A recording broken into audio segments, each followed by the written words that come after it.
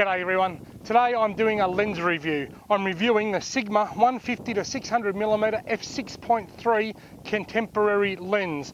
This is a super telephoto lens at an affordable price. Before I go on, I just want to say that I am in no way affiliated with Sigma. There's no cash for comments, there's no sponsorship. This is a 100% non-biased, no bullshit review on this lens that I just bought a couple of weeks ago. So now let's get on with the show. Firstly, I wanted a super telephoto. I used to have a Sigma 150 to 500mm years ago and I could never get a good photo with it. I was never happy with the results. They were always a bit soft and a bit blurry. Just recently I decided to try them again, to try a new super telephoto lens for bird and wildlife photography. So I've gone and had a look. There's a couple of new lenses on the market. There's the Tamron 600mm and the Sigma 600mm. I went to the camera shop in Albury. I only had enough cash to buy the 500mm. I put the 150 to 500mm Sigma on my camera and I still wasn't happy with the results. It was the same lens from years ago. So I tried the 600mm expecting them to be worse, the results to be worse, and they were actually better. I was actually very impressed. So I only had enough cash to buy the 500mm. So I went to, I think it's Photo Supplies Camera House or something in Albury, the one that's owned by the Dallinger family anyway, and I put it on lay-by. And I went back a week later and I paid the remainder off. I paid $1,400 for this, the Sigma 150 to 600mm f6.3 lens. I lashed out, I spent the extra $500 because the quality from the 600mm just blows away the quality from the Sigma 500mm. These have only been out a little while. The 500mm I think was released in around 2008, so this has got a lot more modern technology, hence the better final result. How does it work? Well, it works really well. In fact, I've had it for a week and I've hardly had a chance to use it because I can't get it out of the hands of my wife. So today I've tied a chop around my wife's neck so the dog will play with her for the day, just so that I can come out and use the lens on my own and actually get a chance to play with it. I'm sorry, I shouldn't, I'm only joking. My wife is a very talented photographer and you can see her landscape photos, many of which of the recent ones have been taken with this lens, on Facebook at Loretta's Funky Photos. But the lens itself, what I've found with it so far is I have been super impressed with the sharpness, super impressed with the image quality. Right through at 600mm, it is still very, very sharp. The only gripe that I have with it is that when you're shooting at 600mm and you're shooting at infinity, it doesn't seem very sharp. So I'm not sure where infinity is. I might be able to have a look on here. Looks like infinity is around about 30 metres or 40 metres or something. So if I'm shooting at something closer than that, inside that focal range, and the background can drop out of focus a little bit, I get a pin sharp image. If I'm shooting at something that's on the outside of infinity, something that's a fair way away with the intention of cropping, the image quality isn't overly great. So if I shoot a landscape from here, if I shoot at say one of those trees that's 300 or 400 metres away over there, I'll get that telephoto compression, the hills in the background coming closer, but it's not a super sharp photo. But if I shoot a bird, say 20 metres away on that log, if there's a crow and I take a photo of it, it will be pin sharp. Even at 600mm, it will be pin sharp. At 150 metres, it's insanely sharp, and I just think it's an all-round fantastic lens. As I said, this isn't biased and this isn't sponsored. This is based on my own observations. It's very fast at focusing.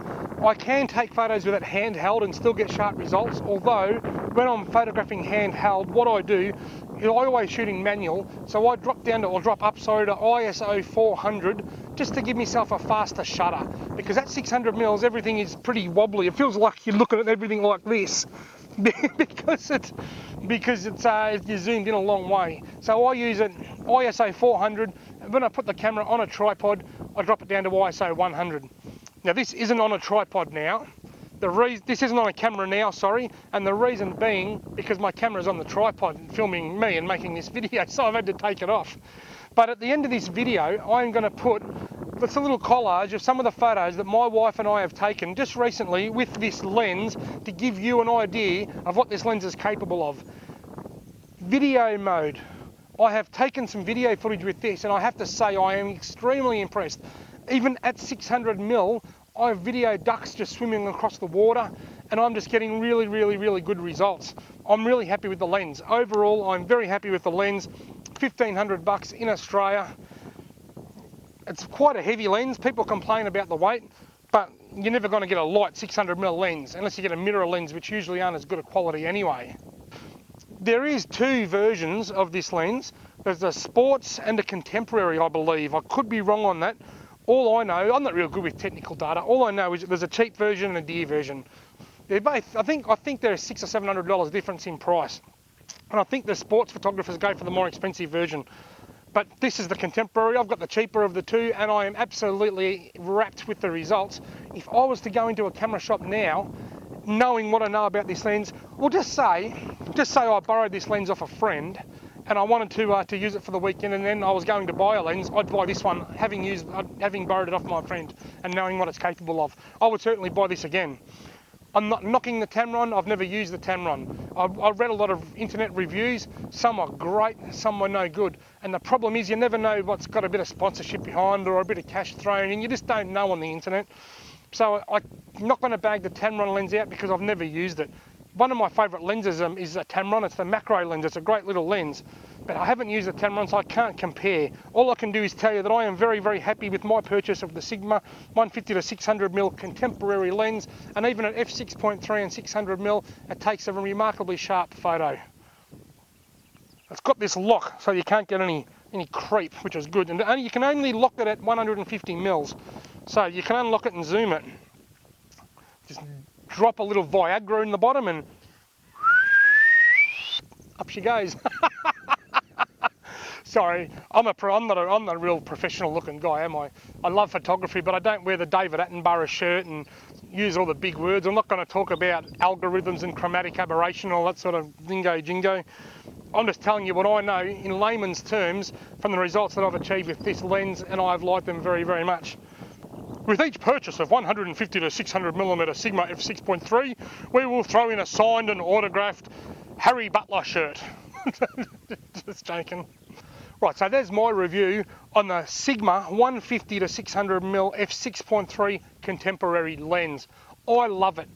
If this got stolen, I would go out and buy another one the same. I wouldn't look at anything else. It's not as sharp as a Canon 600mm f4L. Sometimes I read these reviews on the internet and I say it's not as sharp. I see people writing it's not as sharp as my Canon L series lens. That's because it's not an L series lens. It is a Sigma lens. It's a $1,500 lens, not a $12,000 lens. So it's not going to be as sharp as a 600mm L, but it is going to be a sharp enough lens for just about everybody wanting to use it for the purposes that I use it for, which is wildlife, landscape, birds, snakes, whatever. For the average person, it is a very, very capable lens, and it is a very good lens. Now, if you've liked this video, the best way that you can say thanks, Robbie, is to share it. Share it on your Facebook, or share it in your social media, or on a camera forum or whatever, because the more people that view it, the more kickback I get out of the Google ad revenue. There's no cash from any sponsorships or anything.